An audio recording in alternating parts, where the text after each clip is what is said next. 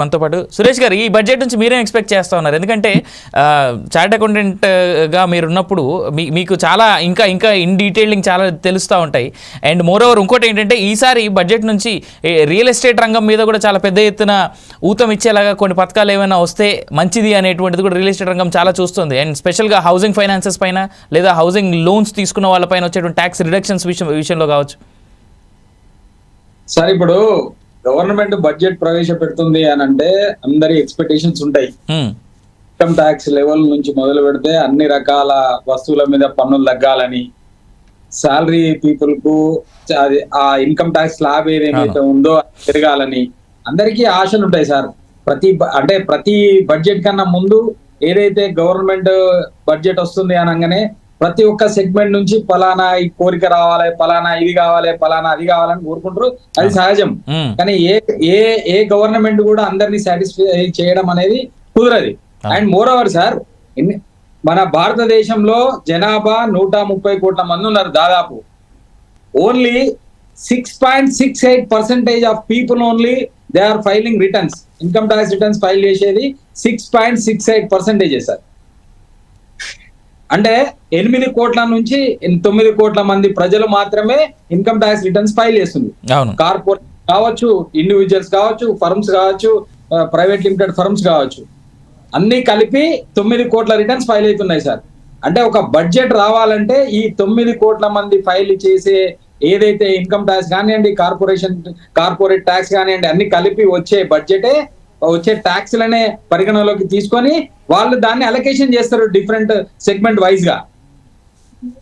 So అంటే ఈ tax net అనేది ఇంకా అంటే ఇప్పుడున్న 3 లక్షల వరకు పర్సెంటేజ్ ఆఫ్ ట్యాక్స్ లేదు, ఇన్కమ్ ట్యాక్స్ అనేది లేదు సార్. ఈ 3 లక్షలు 5 లక్షలు చేయాలని, 7 లక్షలు చేయాలని, 10 లక్షలు చేయాలని అందరికీ ఉన్నది.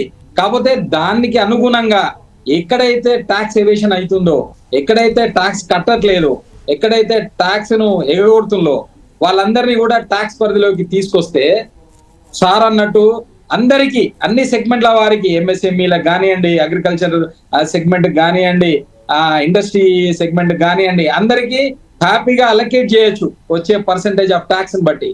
సార్, గవర్నమెంట్ కు డబ్బు వస్తేనే అలొకేట్ చేస్తారు, గవర్నమెంట్ కి డబ్బు రాకపోతే అలొకేట్ చేయలేరు.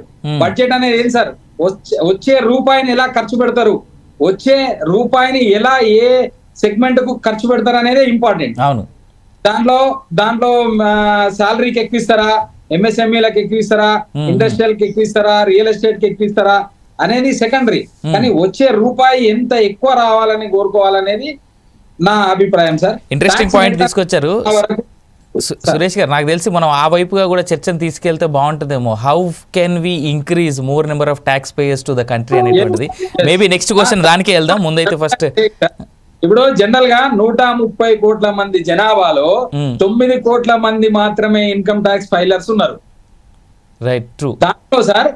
దాంట్లో 23.3% మాత్రమే సాలరీ పీపుల్ ద్వారా, అంటే ఎవరైతే వేతన జీవులు ఉన్నారో, ఎవరైతే గవర్నమెంట్ ఎంప్లాయీస్ కానివ్వండి, ప్రైవేట్ ఎంప్లాయీస్ కానివ్వండి, సంఘటిత అసంఘటిత కార్మికులు అంటే ఒక లెవెల్లో ఉన్న ఎంప్లాయీస్ కానివ్వండి, వాళ్ళందరి ద్వారా వచ్చే రిటర్న్సే దాదాపు 23% ఉంటుంది సార్.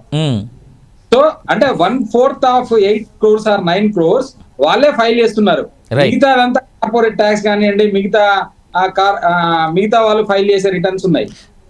నా దగ్గర జస్ట్ 7% సార్. ఒక ఇంట్రెస్టింగ్ నెంబర్ ఉంది సార్, నేను చెప్తాను. 7% రిటర్న్స్ ఫైల్ అవుతున్నాయి. అంతకుముందు 2014 ఆర్ 2012 కు జస్ట్ 3% 4% ఉండే. గ్రాడ్యువల్ గా ఇంక్రీజ్ అయింది సార్. గవర్నమెంట్ కూడా చాలా వరకు లెజిటిమేట్ గా టాక్సేషన్ పెంచింది, ట్యాక్స్ నెట్ పెంచింది. దాని వల్ల చాలా మంది ఇప్పుడు సార్ ఇందాక జిఎస్టీ ట్యాక్స్ గురించి అన్నారు సార్. జిఎస్టీ వల్ల రిటర్న్ ఫైలర్స్ పెరిగారు. ట్యాక్స్ అనేది గవర్నమెంట్ కి వస్తుంది. అఫ్ కోర్స్ కొన్ని సెగ్మెంట్లలో ఎక్కువ ట్యాక్స్ ఉన్నది, కాదని చెప్పలేము మనం. Because of depend upon Indian economy are Indian structure, what ever it may be, దాని మీద డిపెండ్ అయ్యి వాళ్ళు టాక్సేషన్ చేశారు. దాని వల్లనే చాలా వరకు గవర్నమెంట్ కు అనుకోని విధంగా ట్యాక్స్ వస్తుంది సార్. ఆ ట్యాక్స్ రావడం వల్లనే ప్రతి సెగ్మెంట్ కు వాళ్ళు అలొకేట్ చేయగలుగుతున్నారు.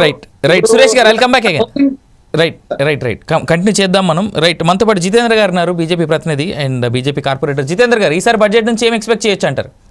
నమస్తే అండి. నమస్తే అండి. ఇవాళ